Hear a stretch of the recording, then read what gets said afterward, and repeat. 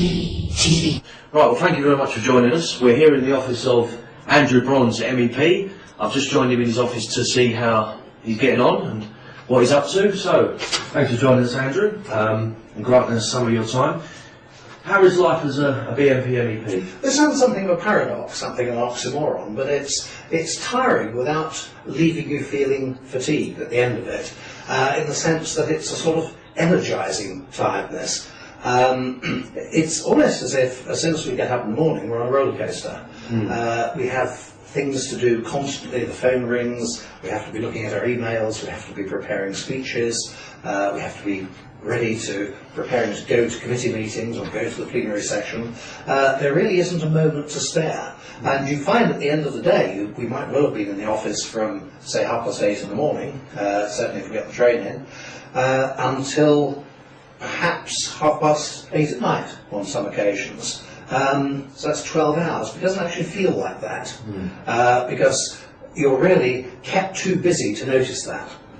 Now, if you're asking about, what the specific things we do are, I mentioned earlier that we prepare our speeches. That's very important, because in the plenary session and sometimes in committees, you're restricted to a 1-minute speech. 1 minute sounds like a ridiculously short time, but in fact, if you plan it properly, you can get 2 or 3 valid points if you express them succinctly.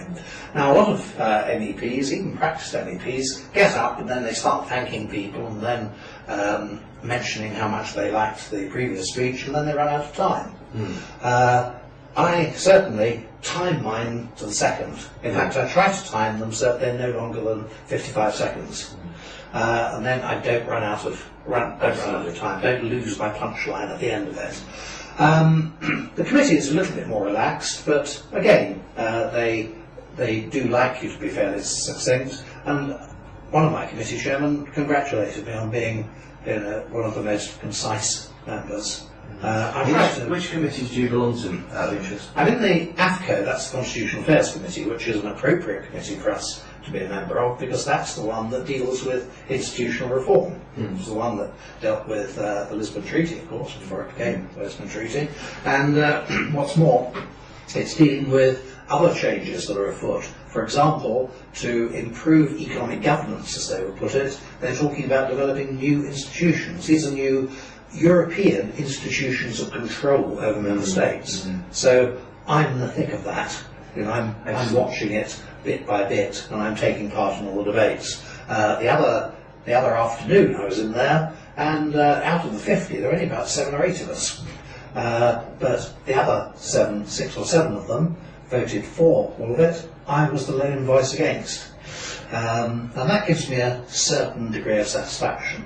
I'm not going to defeat them, but I am, if you like, being recognised by our opponents as the opposition. And I'm often referred to by name by the Europhiles within that committee, simply because I am the opposition to what they do. Absolutely. So I find that very satisfying. My other committee is Libe, which is Civil Liberties, Home Affairs and Justice. When I mentioned this to a journalist, he almost sort of exploded over his own indignation. What member of the Civil Liberties Committee and so on? I said, yes, and I speak up for civil liberties. I said, the difference between my approach to civil liberties and those of our opponents on the committee is that I believe in civil liberties for everybody, including my political opponents. They only believe in civil liberties for people they agree with. In fact, they spend a lot of experience of that. Exactly, yes. Whenever you see measures to advance human rights, you know full well it's going to be another measure that will restrict freedom of speech. And I mentioned this quite openly in the committee. They were a little bit shocked, but I mentioned it nevertheless. And of course, I tackle on other things as well. One of my fortes in that committee, if you like, is trying to get under the skin of our opponents by showing them how their policies are not the liberal ones, but in fact the illiberal ones, on questions like free speech. I said, this isn't advancing human rights, this is restricting human rights. And this throws them into fits of consternation. It doesn't, but yes. And then over things like migration, I mentioned that if you recruit health service workers from third world countries, this is regarded by them as an act of generosity, allowing these particular doctors and nurses to advance their careers a little bit. Well, as far as it goes, I suppose it is. But I point out it's also leaving third world babies, the third world elderly and the third world sick to die for want of medical care. So not quite so liberal as they thought they were. Absolutely. So how are you finding your, how are your relationships with other European nationalists developing? Extremely good, extremely good. From the first time we came here, we were met by the Front National, I think on the second day by Jobbik, and by some of the others who are not in our alliance, Brons, Belang, and the Austrian Freedom Party and so on. We get on very well. We have quite a high degree of cooperation. I mean, for example... The main thing I think people at home want to know is, how is that group of European nationalists binding together? Well, not all movements are in it. If you like, there's a sort of inner circle of European nationalists who want to be part of the alliance, and then an outer circle of European nationalists who, for various reasons connected with their parties at home, don't, but are nevertheless still very friendly. Yeah. One of the forms in which this cooperation takes is that if one country has an election coming up, then the others of us will generously give them some of our speaking time. Equally, they, in the period before our general election, generously gave us some time. So there is a large degree of cooperation. Great degree of in a collective interest. Yes, absolutely. And as I say, we get on very well. In fact, we get on all right with some other members of the European Parliament of different political perspectives. On one occasion, I was in Libe, that's the Civil Liberties Committee, and I was in a speech denouncing legal migration as a form of human trafficking, and I noticed the chairman, a Spanish socialist, was scribbling furiously at the front. I'm afraid my ego went to my head a little bit, and I thought, he's writing my speech down word for word so that he can repeat it in Spain. And then he presented me with a caricature that he'd drawn, very skillfully drawn caricature. Did you read it? I thanked him very much and asked him to sign it, which he did. And I've got it to this day. Now that's, I can't imagine a British Labour MEP doing that. Probably not, no. No. In other words, some of the continental socialists have not lost their civilization. Good stuff. Well, thank you for giving us some of your time, Andrew. And we'll be back soon to give our members another update. Yes, very much. Hello, Mr. Chairman. Right. Thank you for taking the time to join us. We're here in the office of Nick Griffin MEP and Party Chairman. So, how is life in the European Parliament? Well, it's interesting. As always? Yeah, as always. It's hard work in a way. It's constantly on the go. Here, either dealing with committee matters, preparing for votes, being in the chamber, watching for opportunities to speak, and all the office work. We get screeds of junk email comes through from the European Parliament. Everything's got to be looked at least briefly before it's deleted. So keeping on that that's a big thing. And I get a lot of ordinary work for what's going on back in Britain, down here in this office as well. It may appear that I'm out of the loop. I'm actually more in the loop here, especially with several people helping out, than I might be at home. Would you consider yourself into your stride now as an MEP? Knowing the building, the procedures, what you're capable of achieving and how to do it? Yeah, I was talking about this with Andrew a little while ago, and it's funny, every time you think you're uphill, all of a sudden you turn a corner, figuratively speaking, you find there's another huge area you didn't actually know about. So I like to think that we're really into our stride, but I suspect that we're not quite there yet.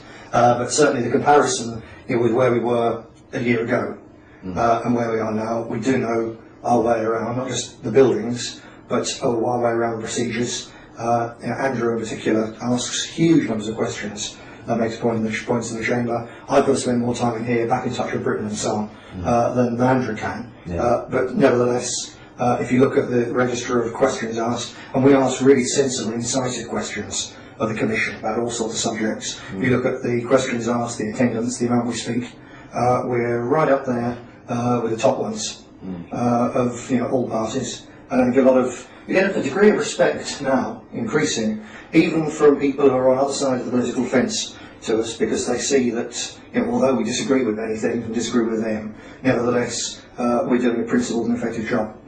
Excellent. How would you describe your relationships, how they're developing with the other Euronationalists? I was talking to Andrew Brons a little bit earlier, and he was explaining how the relationships are developing. So, have you got anything you can add to that?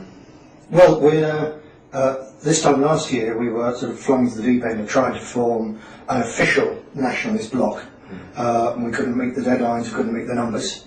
We're working on it again, that's why I've been this lunchtime. And we got one of the parties which is a bit concerned, because everyone's got someone who's more wicked than they are, but equally we're wicked to some of them. So one of the parties which was nervous, they're agreed in principle now to coming on board to help. So that was a good bit of work done a little while ago. So we're nearly there. There's a realistic possibility of establishing a formal funded pan-European nationalist alliance and a research foundation to go next to it. If the socialists and leftists who run this place then decide they so don't want that and to change the rules, then it will highlight the fact that all the other parties, Tories, Labour, Lib Dems, all the rest of it, they're involved in these things, and frankly they're coining it at the taxpayers' expense. Either we will get a slice of that pie for nationalism, or it'll expose the fact that that pie is there at taxpayers' expense. I think either way we wins. And you've just come back from a lunch, I believe, with some of the other European nationalists. And I was lucky enough to accompany you yesterday on a boardroom meeting with the European nationalists. How would you say that the European cooperation with the other European nationalists fits into the national struggle? Why is it relevant to our national struggle? It's absolutely crucial. There are a number of different levels. We face the same enemies, the same problems. And each of us runs the risk of inventing the wheel in our own way when someone else has already done it. So especially on new technologies, the use of the internet and so on, there's a great deal that we can do to learn from each other. And we can, our collective experience is a lot more than the sum of the separate parts. So that's something that really is important to push on. We had a working lunch about this very subject. I mentioned to several of them what we're now doing on electioneering terms, using a database for voter ID and retention and so on, and they're all gobsmacked by it because they've never, just as we haven't come across it a few months ago, we're years behind where we should be, but as you know, now we're playing catch up really fast. Once we've got our own system completely up and running and absolutely functioning, then we'll run seminars for them showing them what we do, and some of them will probably look and thank us politely and go away and not do it, but on past experience, what one nationalist party does works, the other advanced ones rapidly pick up the news. So what benefits the movement in one part of Europe can help somewhere else as well. All exciting stuff. Now, I've been here for the last 2 days on a visit, and we've had a rather strange and bizarre 2 days, I believe. I think that's a good way of describing it. We've had a visitor sort of accosting us around the Parliament. Yes, indeed. Yeah, Keith Allen, Lily Allen's father. There's a most strange character, as you say. And anyone walking around the Parliament with a miniature guitar, strumming as he walks, and he's some kind of head case. I suspect that's a bit of a ploy, actually, to make us think he's a bumbling fool. And obviously he's doing a programme which is not meant to do us any good. Perhaps it's supposed to be a personal look at me, and so on, what's my personality. So perhaps we might get a degree of humanisation out of it. It's a lightweight programme, the things he does. It's trash TV, really. So what many youngsters, I don't expect to get any heavy political points across. And obviously we thought for a long time, shall we do this? Well, the answer is you can't actually be a national political figure, which I now am, and run away and hide. There's certain things especially when you're outside the door with a guitar. Especially when you're outside the door with a guitar. I was approached a while back by some company wanted to do a thing. They get different sort of minor level celebrities into a restaurant, and they all sit and eat with a guest of their choice. And the TV people sort of dip in and out of the conversation one table to another. And I said, no way. So I said, why not? So I said, I don't want to end up wearing someone's suit. On television. Thank you very much. Other jokes. So some we turned down. But then this one we'll give a go, and we'll see how it comes out. But certainly don't expect any favours, because the man's a hardcore leftist, from years gone by, about his daughter, the least said soon as many. So we'll see how it comes out. Excellent. Well, thanks for giving us some of your time, and Thank you. we'll be another update shortly.